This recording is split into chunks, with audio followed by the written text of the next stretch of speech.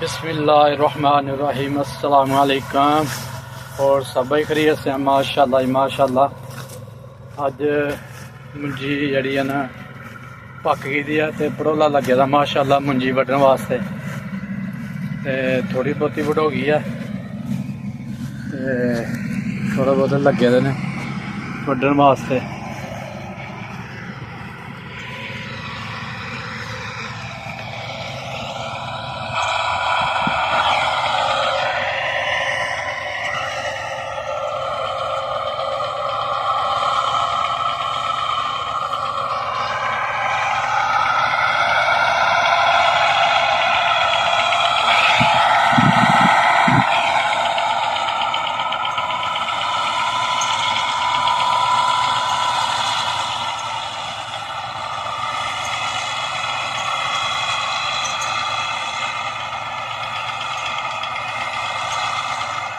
मुंजी डिग पी दी है ते ओहदी वजह नाल जड़ी ना औखी वढोंदी पई है मुंजी। रोला लगे दा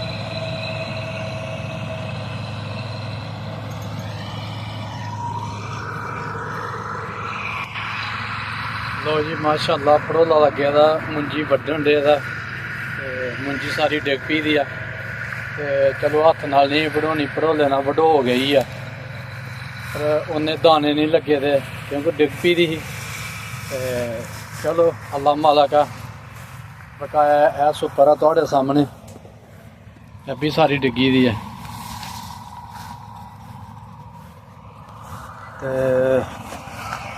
लो जी की आखते ने लाख बुरा चाहे तो क्या होता है वही होता है जो मंजूर खुदा होता है अल्लाह माला का अल्लाह ने भी डिग्गी दी घर छड़नी है साड़ी वीडियो लाइक करो शेयर करो सब्सक्राइब करो अल्लाह हाफिज़।